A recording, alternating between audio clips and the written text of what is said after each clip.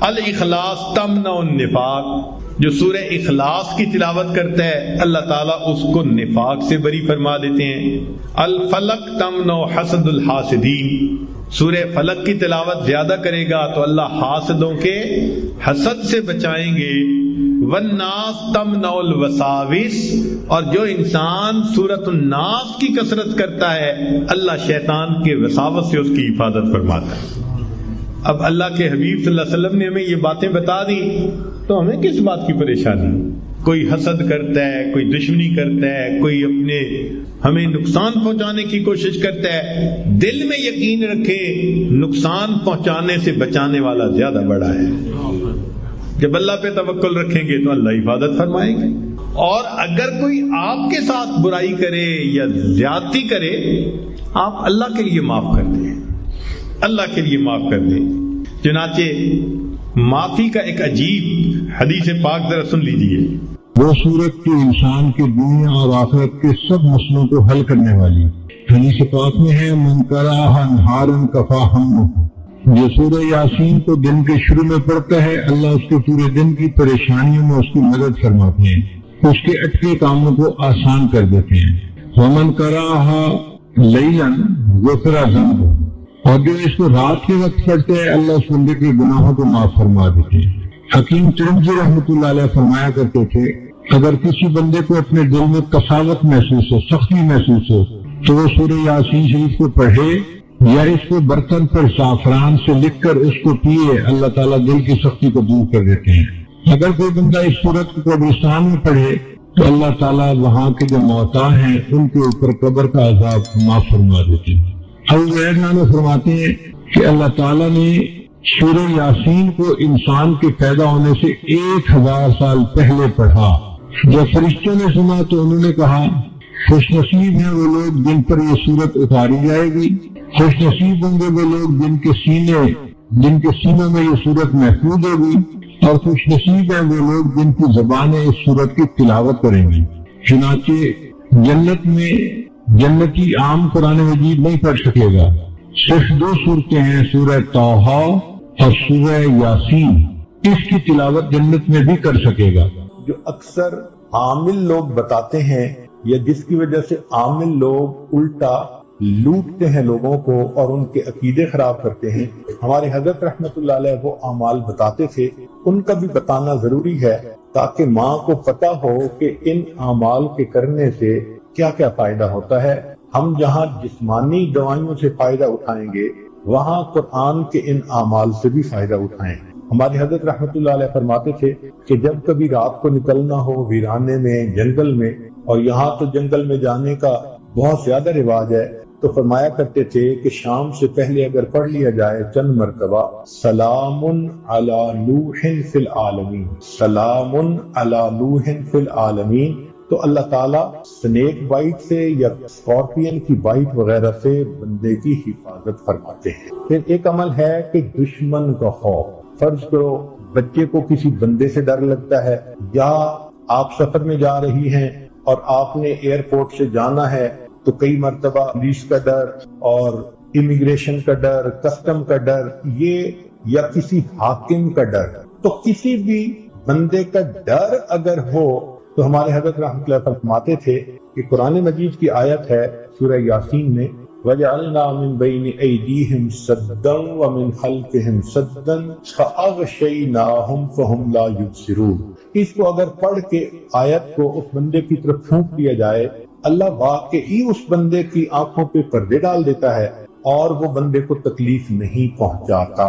ہم نے اپنی زندگی میں ہزاروں مرتبہ اس آیت کو پڑھ کے آنکھوں سے اس کا فائدہ دیکھا ہے۔ ایک ہے بچے کو نظر لگ جاتی ہے، جس کو نظر بد کہتے ہیں، یہ لوگوں کو بھی لگ سکتی ہے، اور ہمارا تجربہ یہ ہے کہ سب سے زیادہ نظر بچے کو ماں باپ کی لگتی ہے، کیونکہ وہ خود اس کو پیار محبت سے دیکھتے ہیں تو نظر تو اثر کرتی ہے، العین حق۔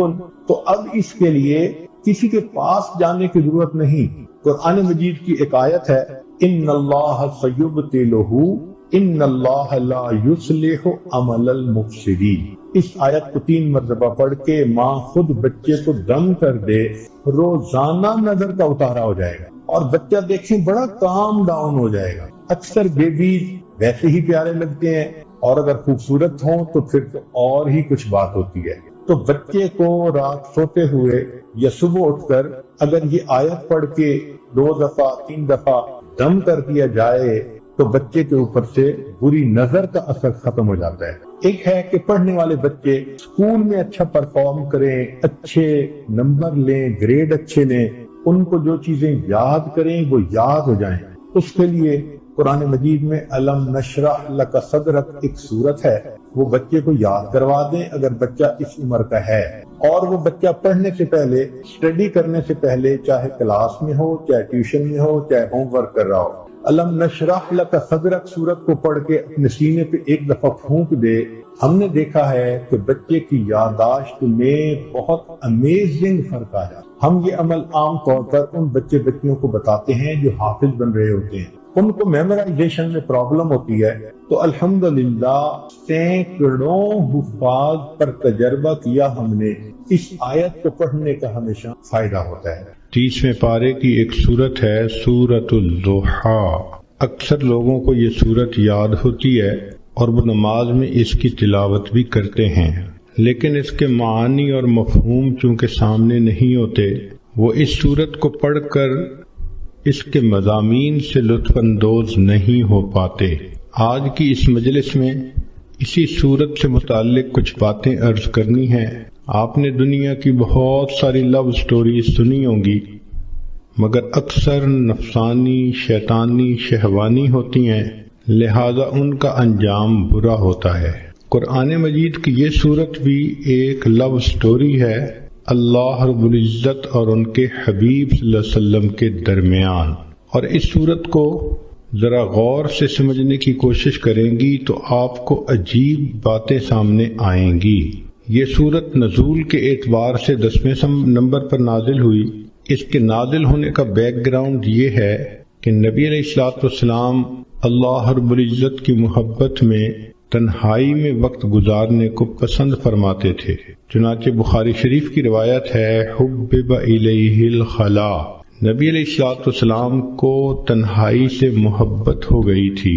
دستور ہے کہ محبت انسان کو تنہائی پسند بنا دیتی ہے. جس کو محبت کا روگ لگ جائے وہ چاہتا ہے کہ میں الگ رہوں، محبوب کی سوچوں میں رہوں، مجھے کوئی ڈسٹرب نہ کرے. چنانچہ نبی علیہ الصلوۃ والسلام ایک ہفتے کا کھانا لے کر غار حرا میں تشریف لے جاتے اور اللہ رب العزت کی عبادت میں مصروف رہتے.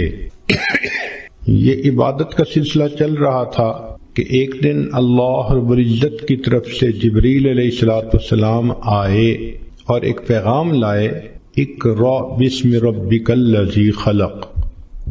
یہ باقاعدہ اظہار محبت کا پہلا موقع تھا کہ پروردگار عالم نے اپنے حبیب صلی اللہ علیہ وسلم سے ہم کلامی فرمائی. پھر نبی علیہ الصلوۃ والسلام کو یہ حکم ملا کہ آپ جائیے اور لوگوں کے سامنے میری وحدانیت کو بیان کیجیے. نبی علیہ الصلوۃ والسلام مکہ مکرمہ تشریف لائے اور وہاں آ کر آپ صلی اللہ علیہ وسلم نے اللہ تعالیٰ کی وحدانیت کا تذکرہ فرمایا. چونکہ مکہ مکرمہ میں مشرکانہ ماحول تھا، بیت اللہ شریف کے اندر 360 بت رکھے ہوئے تھے، تو اس ماحول میں توحید کی بات ایک اجنبی سی بات معلوم ہوتی تھی. جب یہ بات شروع ہو گئی تو نیک روحیں جو تھیں انہوں نے اس بات کو قبول کیا اور چند لوگوں نے کلمہ پڑھ لیا، مگر مکہ مکرمہ کی جو اکثریت تھی وہ دشمنی پر تل گئی. ویسے تو ہر گھر میں یہی تذکرے، ہر مرد کی زبان پہ یہ تذکرے، ہر عورت کی زبان پہ یہ تذکرے. جو کلمہ پڑھتا تھا تو قریش مکہ اس کو تکلیف پہنچاتے تھے، سزائیں دیتے تھے. تو یہ تذکرے ہر کچے اور پکے گھر کے اندر ہوا کرتے تھے. قریش مکہ انتظار میں بھی ہوتے تھے کہ دیکھتے ہیں کہ اب اور ان کو کیا پیغام ملتا ہے. اور چونکہ یہ محبت کے پیامبری کا ایک نیا سلسلہ تھا تو نبی علیہ السلام کو بھی انتظار رہتی تھی کہ میرے رب کی طرف سے مجھے کب پیغام ملتا ہے. اس کیفیت کو وہی بندہ سمجھ سکتا ہے جو اس پروسیس میں سے گزرا ہو. کہ جہاں محبت کا تعلق ہو وہاں سے میسج آنے کا کتنا انتظار ہوتا ہے، اور اگر نہ آئے تو دل میں کتنے وسوسے آتے ہیں، خیالات آتے ہیں، اور انسان کی پریشانی کس حد تک بڑھ جاتی ہے۔ نبی علیہ الصلوۃ والسلام کے ساتھ یہی معاملہ پیش آیا کہ کچھ عرصہ تو وہی آتی رہی، پھر اچانک بند ہو گئی۔ انتظار مگر کوئی پیغام نہیں آتا۔ تو جب انتظار کی گھڑیاں لمبی ہو جائیں تو دل بے قرار ہوتا ہے۔ اللہ کے حبیب صلی اللہ علیہ وسلم کا دل مغموم ہے، سوچ میں ہے کہ اللہ رب العزت کی طرف سے اب کیوں پیغام نہیں آ رہا۔ ظاہرہ کوئی وجہ بھی سمجھ میں نہیں آ رہی۔ اب ایک غمزدہ دل کے سامنے کوئی تانے کی بات کر دی جائے تو غم اور زیادہ ہو جاتا ہے۔ چنانچہ اللہ کے حبیب صلی اللہ علیہ وسلم کے ساتھ یہی ہوا کہ جب کئی دن گزر گئے وحی کے بغیر تو قریش مکہ نے یہ کہنا شروع کر دیا، قد ودعک ربک، ہمیں لگتا ہے کہ تجھے تیرے رب نے چھوڑ دیا، معاذ اللہ۔ اب یہ بات نبی علیہ الصلوۃ والسلام کے دل پر ایک چوٹ لگا گئی۔ انسان سب کچھ برداشت کر سکتا ہے، محبت کا تانا برداشت کرنا بہت مشکل ہوتا ہے۔ چنانچہ ایک مرتبہ اللہ کے حبیب صلی اللہ علیہ وسلم دار ارقم میں تھے، کسی وجہ سے دروازہ کھلا تو آپ کی چچی ام جمیل سامنے سے گزری۔ اس نے جب نبی علیہ الصلوۃ والسلام کو بیٹھے دیکھا تو تانا دینے لگی کہ اے محمد صلی اللہ علیہ وسلم، جو شیطان تجھے وہی کرتا تھا وہ تجھ سے روٹھ گیا ہے۔ زخم پر جب زخم لگتا ہے تو دکھ بہت زیادہ ہو جاتا ہے۔ تو اللہ کے حبیب صلی اللہ علیہ وسلم کا دل پہلے مغموم تھا، اس عورت کی بات نے جلتی پہ تیل کا کام کر دیا۔ محبوب صلی اللہ علیہ وسلم کا دل بھر آیا۔ آپ نے دل میں سوچا، اللہ، ان لوگوں نے مجھے ساحر کہا، برداشت کر لیا، مجنون کہا، میں نے برداشت کر لیا، دیوانہ کہا، میں نے برداشت کر لیا، مگر مجھ سے یہ جملہ تو برداشت نہیں ہوتا کہ آپ نے مجھے چھوڑ دیا۔ اے کریم، غار حرا میں اقرأ بسم ربک الذی خلق کے ذریعے محبت کی تار تو آپ نے جوڑی تھی، اب کیوں مجھے تنہا کر دیا کہ لوگوں کے تانے سننے پڑ گئے۔ محبوب صلی اللہ علیہ وسلم کی مبارک آنکھوں میں آنسو ہیں، اور آپ نے اس کرب کی کیفیت میں آسمان کی طرف جو دیکھا تو رب کریم کی طرف سے جبریل علیہ السلام پیغام لے کر آ گئے۔ یہ سورت نازل ہوئی والضحیٰ واللیل اذا سجا۔ ان کی پہلی دونوں آیتوں میں اللہ رب العزت نے قسمیں کھائی ہیں۔ عام دستور یہی ہے کہ جب محبوب کسی وجہ سے روٹھ جائے اس کو تسلی دینے کے لیے محب کو قسمیں کھانی پڑتی ہیں، یقین دلانا پڑتا ہے۔ ذرا غور کیجئے محب اور محبوب کی کیا باتیں ہیں کہ رب کریم ارشاد فرماتے ہیں والضحیٰ، دن کی روشنی کی قسم، واللیل اذا سجا، رات جب چھا جاتی ہے اس کی تاریکی کی قسم۔ تو رب کریم نے دو قسمیں کھائیں، ایک دن کے سویرے کی قسم، رات کے اندھیرے کی قسم، دن کے ہنگاموں کی قسم، رات کے سناٹوں کی قسم، دن کی جلوتوں کی قسم، رات کی خلوتوں کی قسم۔ مقصود یہ تھا کہ زمانے کے حالات و واقعات کی قسم کھا کر فرمایا۔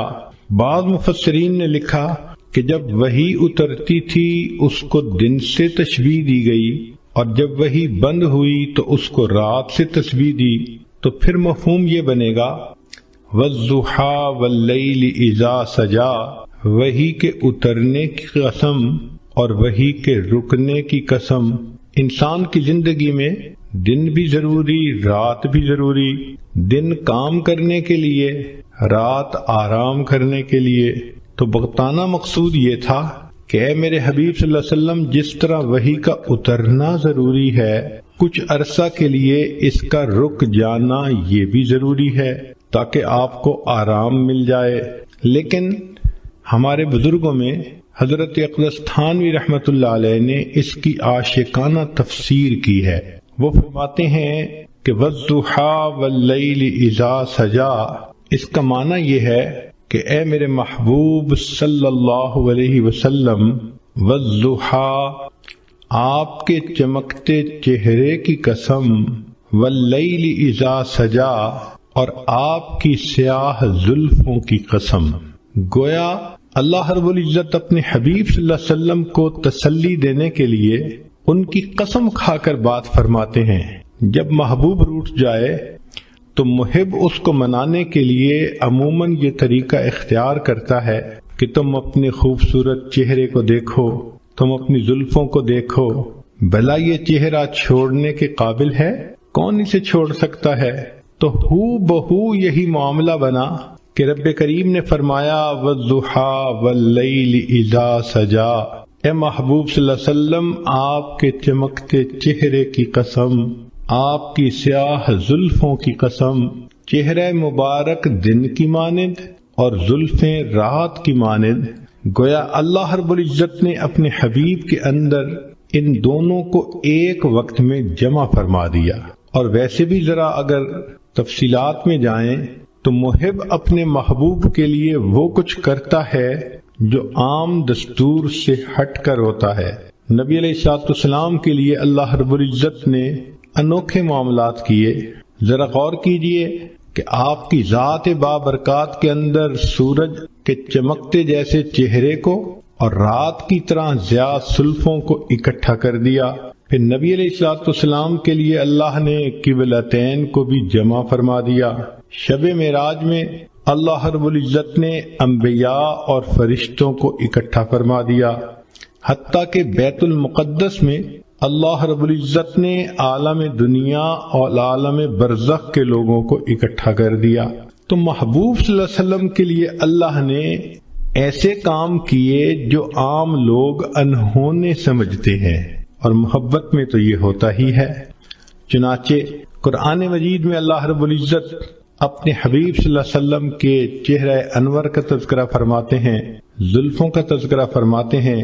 آپ صلی اللہ علیہ وسلم کی پیشانی کو اللہ نے والقمر کہا، آپ صلی اللہ علیہ وسلم کی مبارک آنکھوں کو ما زاغ البصر کہا، آپ صلی اللہ علیہ وسلم کے مبارک ہونٹوں کو اللہ رب العزت نے شفتین کہا، آپ صلی اللہ علیہ وسلم کے مبارک کانوں کو کل اذن خیر کہا، آپ صلی اللہ علیہ وسلم کی زبان مبارک کو لا تحرک بہی لسانک کہا۔ یوں معلوم ہوتا ہے کہ اللہ رب العزت نے اپنے حبیب صلی اللہ علیہ وسلم کے قرآن میں جا بجا تذکرے فرما دیے۔ چنانچہ اس سورت کی یہ پہلی دو آیتیں قسم کھا کر بات کی گئی، وَالضُّحَىٰ وَاللَّيْلِ إِذَا سَجَىٰ۔ یہاں پر ایک بات ذہن میں رکھیں کہ نبی علیہ الصلوۃ والسلام نے ارشاد فرمایا، من سجد لغیر اللہ فقد اشرک، جس نے غیر اللہ کو سجدہ کیا اس نے شرک کیا۔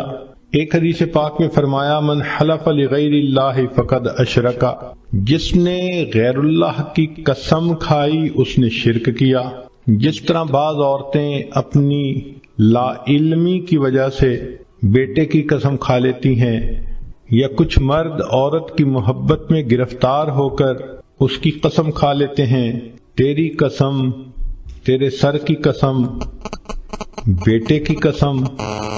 شریعت نے ان تمام قسموں کا کھانا منع کر دیا کہ قسم فقط ہم اللہ کے نام کی کھا سکتے ہیں، لیکن خود رب کریم نے اپنے حبیب صلی اللہ علیہ وسلم کی قسم کھائی، اس لیے کہ اللہ رب العزت کو اختیار ہے کہ وہ جو چاہے کرے۔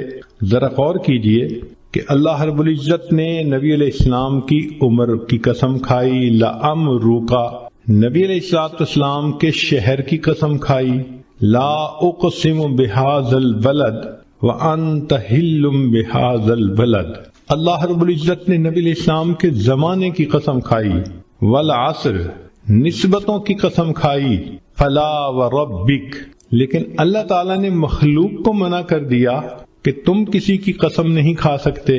تو مفسرین نے اس میں نکتہ لکھا کہ جس طرح اللہ رب العزت اپنی وحدانیت میں وحدہ لا شریک ہے، تو اللہ رب العزت نے اپنے حبیب صلی اللہ علیہ وسلم کو یہ شان عطا فرمائی کہ اے میرے حبیب صلی اللہ علیہ وسلم، آپ محبوبیت میں وحدہ لا شریک ہیں، میں آپ کی تو قسم کھا رہا ہوں، لیکن آج کے بعد کوئی بندہ اپنے محبوب کی قسم نہیں کھا سکتا۔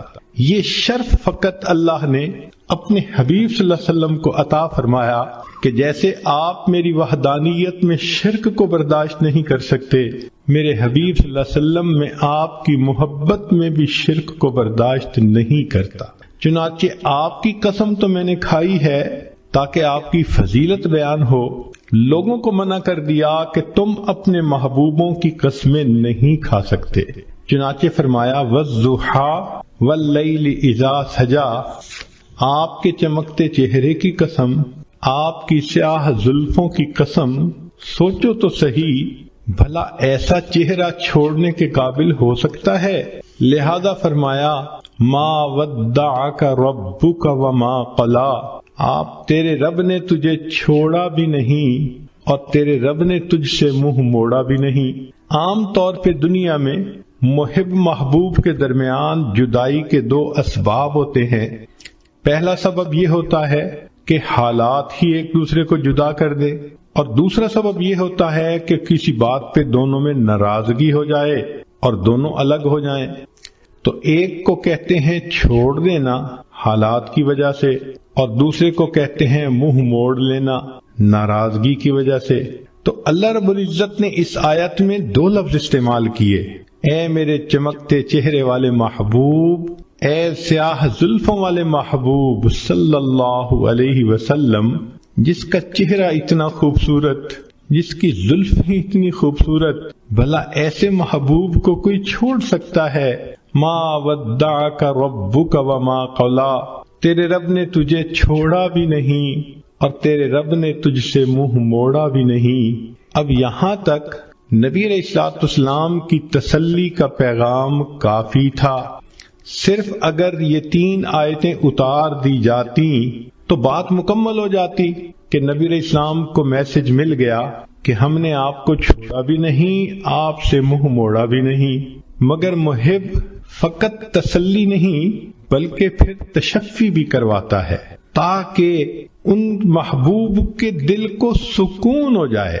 لہذا رب کریم نے اس کے بعد ایک عجیب بات فرما دی، فرمایا وَلَلْآخِرَةُ خَيْرٌ لَكَ مِنَ الْأُولَىٰ، اے میرے حبیب صلی اللہ علیہ وسلم، آپ کا آنے والا وقت آپ کے گزرے ہوئے وقت سے بہت بہتر ہوگا۔ اس کی مثال ایسے ہی ہے کہ جیسے قسمیں کھا کر پہلے تو تسلی دے دی اور پھر کہہ دیا کہ جو ہو گیا وہ تو ہو گیا، آنے والے وقت میں ہم اور زیادہ محبت کے ساتھ رہیں گے۔ تو گویا رب کریم نے بھی اپنے حبیب صلی اللہ علیہ وسلم کو یہی پیغام دیا کہ اے میرے محبوب صلی اللہ علیہ وسلم وَلَلْآخِرَةُ خَيْرٌ لَكَ مِنَ الْأُولَىٰ، آپ کا آنے والا وقت آپ کے گزرے ہوئے وقت سے زیادہ بہتر ہوگا۔ اس ایک جملے کے اندر رب کریم نے سمندر کو کوزے میں بند کر دیا۔ چنانچہ محبوب صلی اللہ علیہ وسلم کی مبارک زندگی کو جس زاویے سے دیکھیں، آپ کا آنے والا وقت گزرے ہوئے وقت سے بہتر تھا۔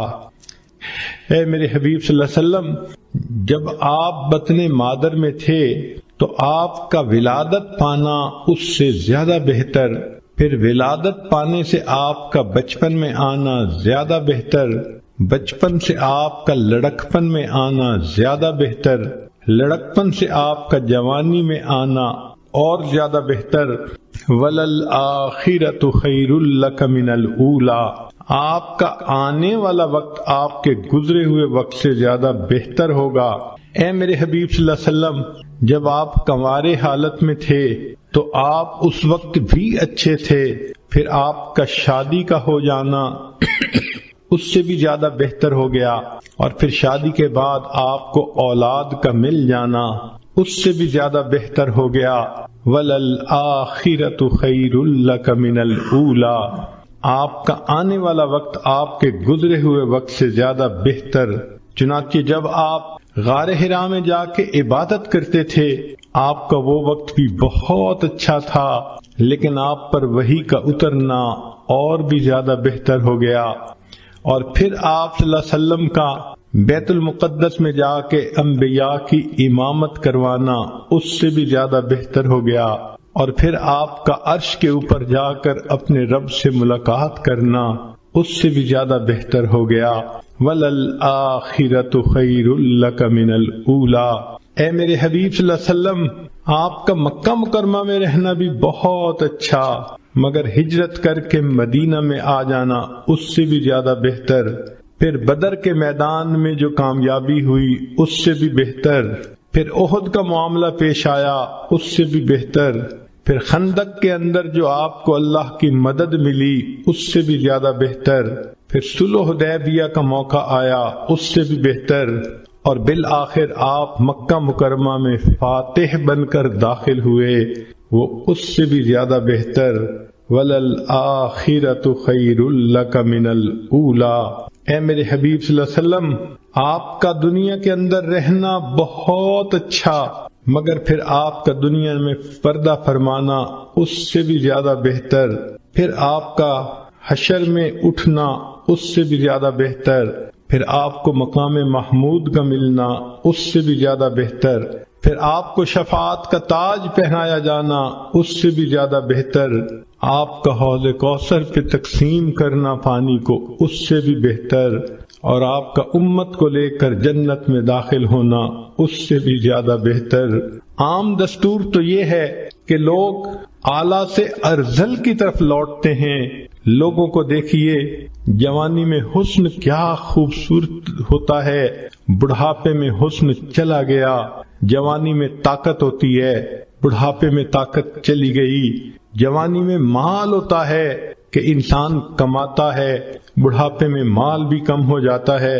تو عام آدمی کا دستور تو یہی ہے کہ حسن بھی کم ہو گیا، مال بھی کم ہو گیا، طاقت بھی کم ہو گئی، چاہنے والے بھی کم ہو گئے، تو عام انسان حتی یرد الی ارذل العمر، وہ اپنے ارذل کی طرف لوٹتا ہے، اعلیٰ ہوتا ہے، ارذل کی طرف لوٹ جاتا ہے۔ مگر اللہ رب العزت کے حبیب صلی اللہ علیہ وسلم کی شان نرالی، آپ کو اللہ نے ایک قاعدہ قانون بتلا دیا، میرے حبیب صلی اللہ علیہ وسلم، آپ کا آنے والا وقت آپ کے گزرے ہوئے وقت سے زیادہ بہتر ہوگا۔ اس میں جو خیر لکا فرمایا، تو یہ لکا کا لفظ آپ صلی اللہ علیہ وسلم کی امتیازی شان ہے، آنے والا وقت زیادہ بہتر۔ چنانچہ قیامت کے دن انبیاء پریشان ہوں گے، اللہ کے حبیب صلی اللہ علیہ وسلم اس وقت شفاعت فرمائیں گے اور امت کو لے کر جنت میں تشریف لے جائیں گے۔ کیا شان ہے اس اللہ کے حبیب صلی اللہ علیہ وسلم کی کہ جو ہر لمحے اعلیٰ سے اعلیٰ کی طرف جا رہے تھے، اور واقعی ان کی اللہ رب العزت نے ان کے ساتھ اس معاملے کو پورا کر دکھایا، ان کا آنے والا وقت ان کے گزرے ہوئے وقت سے زیادہ بہتر تھا۔ تو گویا مقصد یہ کہہ دیا، اے میرے حبیب صلی اللہ علیہ وسلم، یہ چھوٹنے والی اور ٹوٹنے والی محبت نہیں، پھلنے پھولنے والی اور مضبوط سے اضبط ہونے والی محبت ہے۔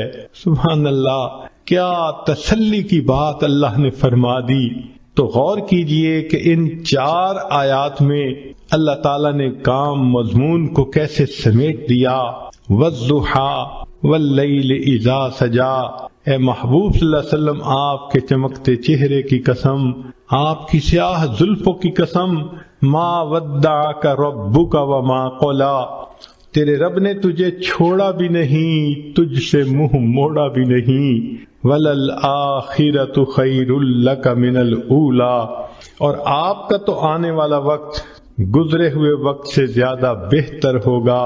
پھر رب کریم نے آگے ایک اور بات فرما دی جس نے بات کو اور رنگ دے دیا۔ ارشاد فرمایا، وَلَسَوْفَ يُعْطِيكَ رَبُّكَ فَتَرْضَىٰ، تیرا رب تجھے اتنا دے گا کہ تو راضی ہو جائے گا۔ محب اپنے محبوب کو اسی طرح تسلی دیتا ہے، میں تجھے اتنا پیار دوں گا، میں اتنا تیرا خیال رکھوں گا، میں اتنا تیرا تعاون کروں گا، تیرا ساتھ دوں گا، پشت پناہی کروں گا۔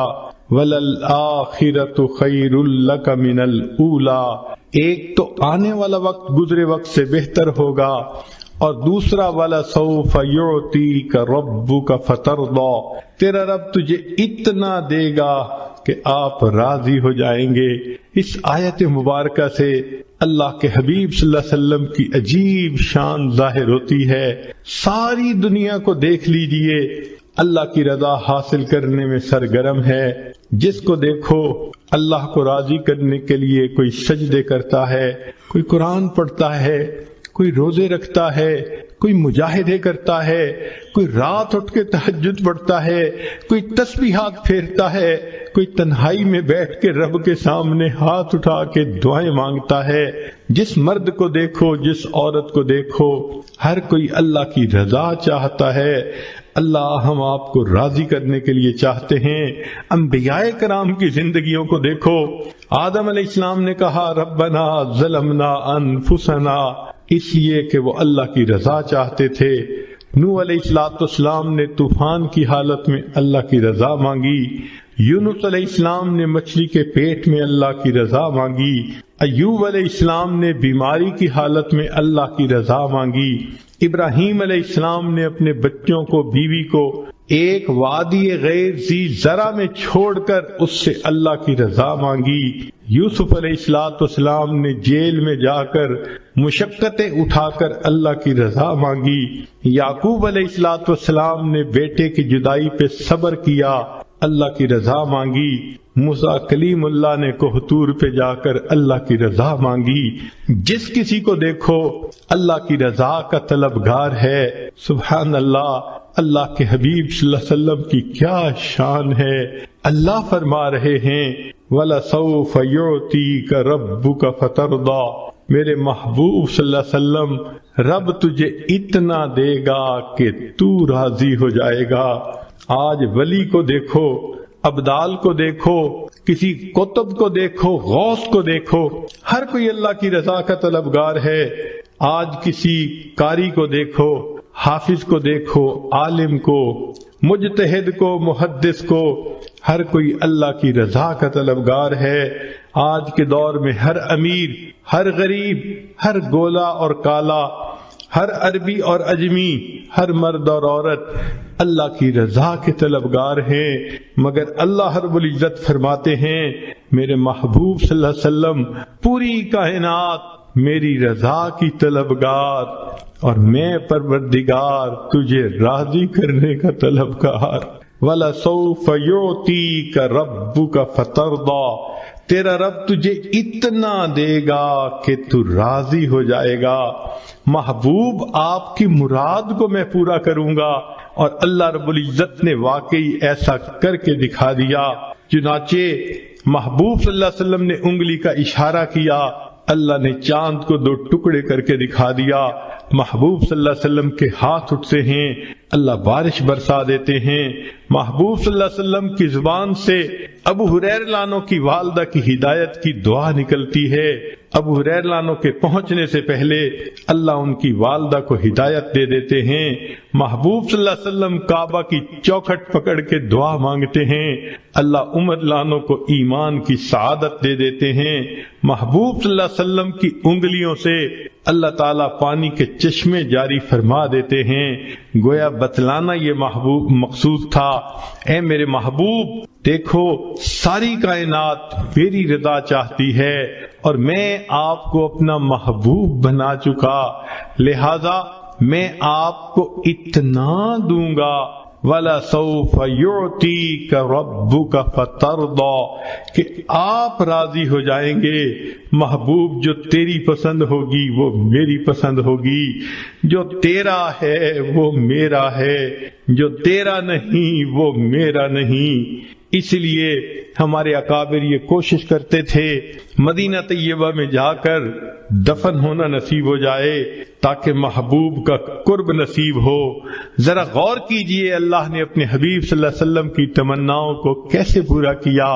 ایک نماز 4 رکعت کی ہے، 2 رکعت پڑھی، اللہ رب العزت نے نماز کے ختم ہونے کا انتظار نہیں کیا، عین دوران نماز میں وحی فرما دی، اب آپ کے لیے قبلہ کو ہم نے تبدیل کر دیا گیا۔ چنانچہ نبی علیہ الصلوۃ والسلام نے 2 رکعت پہلے قبلے کی طرف پڑھیں اور دوسری رکعت دوسرے قبلے کی طرف پڑھیں۔ سبحان اللہ، جب نبی علیہ الصلوۃ والسلام کو اللہ نے راضی کرنے کا فیصلہ فرما دیا تو محبوب کی امت کے لیے یہ بہت بڑی خوشخبری ہے۔ نبی علیہ الصلوۃ والسلام پر جب یہ آیت اتری تو محبوب صلی اللہ علیہ وسلم نے فرمایا کہ اللہ تعالیٰ نے فرمایا ہے میں تجھے راضی کر دوں گا۔ فرمایا میں اس وقت تک راضی نہیں ہوں گا جب تک میرا آخری امتی بھی جنت میں داخل نہیں ہو جائے گا۔ یہ کتنی بڑی خوشخبری ہے امت کے لیے کہ رب کریم نے اپنے محبوب صلی اللہ علیہ وسلم کو راضی کرنے کا وعدہ فرما لیا اور محبوب صلی اللہ علیہ وسلم نے بتلا دیا میں اس وقت تک راضی نہیں ہوں گا جب تک کہ میرا آخری امتی بھی جنت میں نہیں چلا جائے گا۔ تو رب کریم نے اپنے حبیب صلی اللہ علیہ وسلم کو راضی کرنے کے لیے قرآن مجید میں خوشخبری عطا فرما دی، بلکہ محبوب صلی اللہ علیہ وسلم کے جو یار غار تھے ان کو بھی راضی کرنے کا تذکرہ قرآن میں فرما دیا۔ وَلَسَوْفَ يَرْضَى، قیامت کے دن وہ اللہ سے اس کو راضی کر دیا جائے گا۔ چنانچہ نبی علیہ الصلوۃ والسلام کی یہ شان ہے کہ جو آپ صلی اللہ علیہ وسلم کی اتباع کرے گا اللہ رب العزت دنیا میں بھی اس بندے کی پشت پناہی فرمائیں گے، آخرت میں بھی پشت پناہی فرمائیں گے، اور پھر جنت میں اس کو داخلہ دے کر بالآخر راضی فرما دیں گے۔ یہ اللہ رب العزت کا معاملہ ہے۔ چنانچہ یہاں تک بات مکمل ہو گئی۔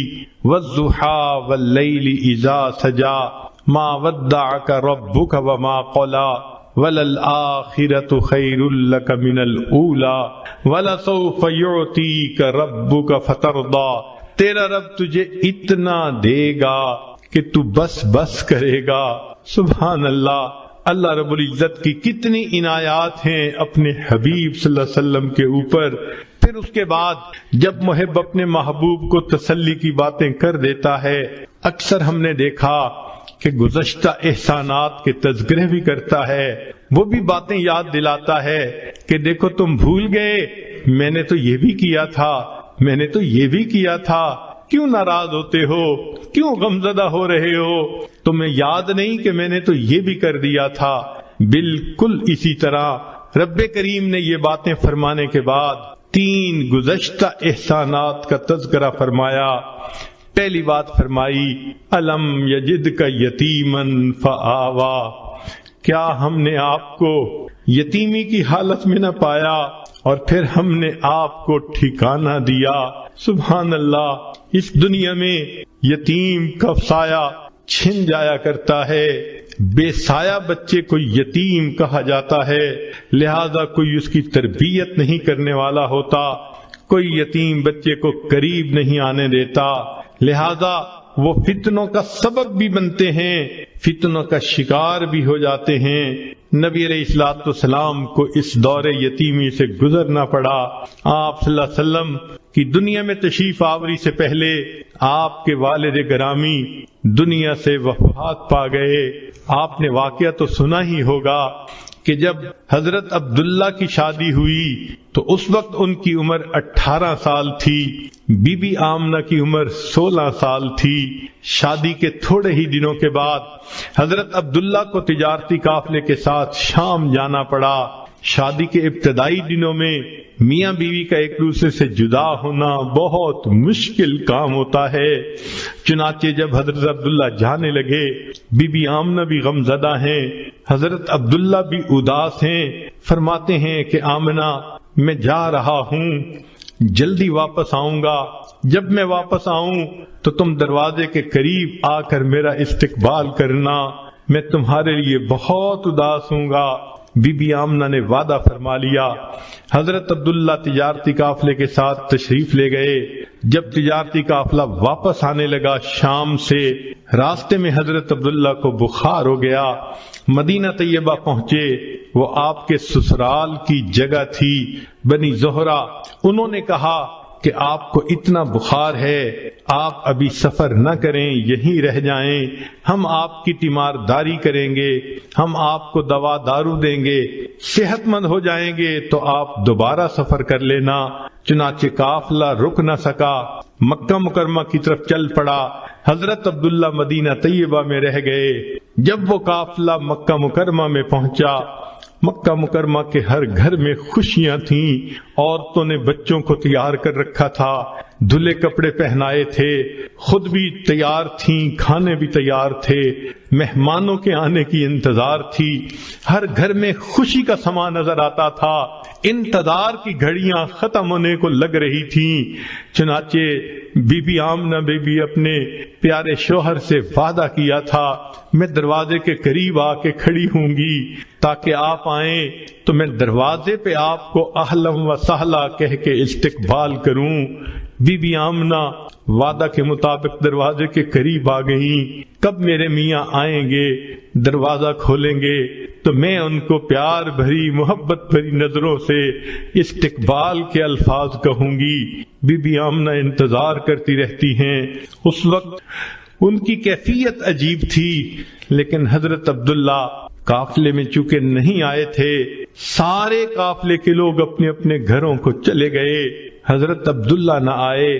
جب بی بی آمنہ نے معلوم کروایا، پتہ چلایا کہ وہ تو مدینہ طیبہ میں بیمار ہیں، بی بی آمنہ اور غمزدہ ہو گئیں۔ نبی علیہ السلام کے بعد رشتہ داروں نے کہا ہم جاتے ہیں اور عبداللہ کو لے کے آتے ہیں۔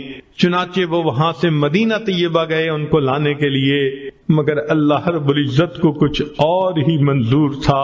مدینہ طیبہ میں حضرت عبداللہ کا انتقال ہو گیا، بالآخر ان کو وہاں دفن کر دیا گیا۔ اب بی بی آمنہ حاملہ تھیں اور انتظار میں تھیں۔ جب میاں کے فوت ہونے کی دکھ بری خبر ملی، دل پہ کیا صدمہ گزرا ہوگا، عورتیں اس بات کو سمجھ سکتی ہیں۔ 16 سال کی عمر کی بچی ہے اور وہ بیوہ ہو گئی، دل کی حسرتیں دل میں ہی رہ گئیں، چنانچہ حاملہ بھی ہے اور اپنے خاوند کی جدائی کا صدمہ بھی ہے۔ بہرحال انہوں نے صبر کے ساتھ برداشت کیا، حتیٰ کہ نبی علیہ السلام کی ولادت مبارکہ ہوئی۔ پھر نبی علیہ السلام کو حلیمہ سعدیہ کے پاس بھیجا۔ 4 سال کی عمر میں وہ واپس چھوڑ گئیں۔ جب نبی علیہ السلام اپنی والدہ کے پاس آ کر کچھ عرصہ رہے، تقریباً 6 سال کی عمر تھی، تو بی بی آمنہ نے فیصلہ کیا میں اپنے بچے کو لے کے مدینہ طیبہ چکر لگا آتی ہوں۔ چنانچہ بی بی آمنہ نے نبی علیہ السلام کو ساتھ لیا، مدینہ طیبہ آئی۔ نبی علیہ السلام فرماتے ہیں میں نے اپنی والدہ کو دیکھا، مدینہ طیبہ جا کر وہ ایک قبر کے قریب پہنچی، کچھ کہہ رہی تھیں جو میں نہیں سمجھ رہا تھا، مگر میری والدہ کی مبارک آنکھوں میں آنسو تھے۔ نبی علیہ السلام فرماتے ہیں مجھے اتنا یاد ہے میں اپنی والدہ کو روتے دیکھ کے خود بھی رونے لگ گیا، میری آنکھوں میں بھی آنسو آ گئے، مگر مجھے یہ نہیں پتا کہ والدہ کیا بات کر رہی تھیں۔ تصور یہ کہتا ہے کہ شاید بی بی آمنہ حضرت عبداللہ سے محو گفتگو ہوں، عبداللہ آپ نے وعدہ کیا تھا میں آ جاؤں گا، میں اتنے سال انتظار کرتی رہی، آپ لوٹ کر نہیں آئے، آپ مجھے ایک امانت دے کر گئے تھے، دیکھو اللہ نے کتنا خوبصورت بیٹا عطا کیا، کاش اس بیٹے کے چمکتے چہرے کو آپ دیکھتے، آپ کو پتہ چلتا اللہ نے کیا حسن و جمال اس کو عطا کر دیا ہے۔ تو بی بی آمنہ یہ باتیں سوچ رہی ہوں گی، اپنے تصور میں کر رہی ہوں گی، آنکھوں سے آنسو آ گئے ہوں گے۔ نبی علیہ السلام اپنی والدہ کو روتے دیکھ کے خود بھی رونے لگ گئے۔ بالآخر بی بی آمنہ نے وہاں سے واپسی کا فیصلہ کیا، چنانچہ ایک باندی بھی ساتھ ہے، اور بی بی آمنہ واپس مکہ مکرمہ آنا چاہتی ہیں۔ اللہ کی شان دیکھیے کہ اس وقت جب ابوا کے مقام پر پہنچی تو بی بی آمنہ کی اپنی بھی وفات ہو گئی۔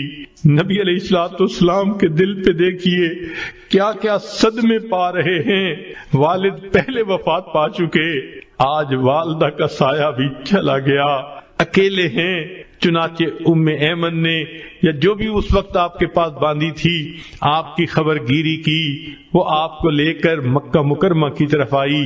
کہتے ہیں کہ عبد المطلب اس وقت بہت اداس تھے اپنے پوتے کو دیکھنے کے لیے، انتظار میں تھے کہ اب تو میری بہو آئے گی۔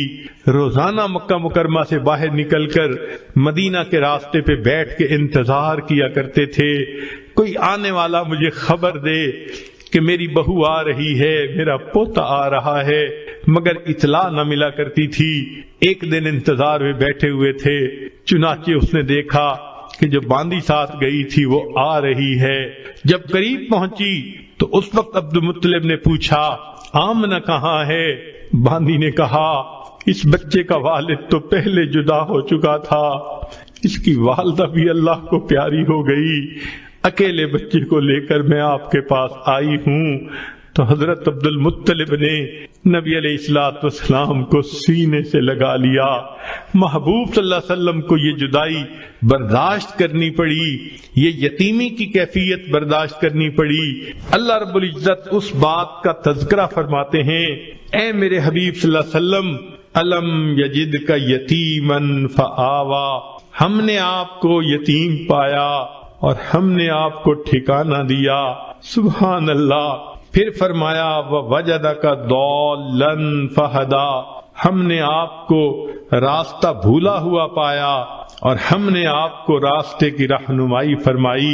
مشہور واقعہ ہے، 7 سال کی عمر میں نبی علیہ الصلوۃ والسلام مکہ مکرمہ کی گلیوں میں چلتے چلتے کہیں ایک طرف باہر نکل گئے، راستے کا پتہ نہ چلتا تھا۔ ابو جہل نے دیکھا تو بالآخر اپنی اونٹی پہ بٹھا کے واپس لایا۔ آپ صلی اللہ علیہ وسلم کو اللہ اس واقعے کا تذکرہ فرماتے ہیں، وَوَجَدَكَ ضَالًّا فَهَدَىٰ، آپ راستہ بھول گئے تھے، ہم نے آپ کو واپس گھر آنے کا بندوبست فرما دیا۔ پھر فرمایا وَوَجَدَكَ عَائِلًا فَأَغْنَىٰ، ہم نے آپ کو بستر و سامان پایا اور ہم نے آپ کو غنی کر دیا۔ اے میرے حبیب صلی اللہ علیہ وسلم، خدیجہ کا مال آپ کو غنی بنا گیا، صدیق اکبر کا مال آپ کو غنی بنا گیا، ہم نے آپ کے لیے دیکھیے کیسے انتظام کر دیا۔ تو رب کریم نے پھر اس کے بعد یہ 3 احسانات کا تذکرہ فرمایا، الم یجدک یتیما فآوا، ووجدک ضالا فہدی، ووجدک عائلا فاغنی، اور پھر آخر پر 3 نصیحتیں فرما دیں۔ ایک نصیحت تو یہ فرمائی فَأَمَّا الْيَتِيمَ فَلَا تَقْهَرْ، یتیم کو جھڑکی نہ دیجئے، اس کے ساتھ رف انداز سے بیہیو نہ کیجئے۔ سبحان اللہ۔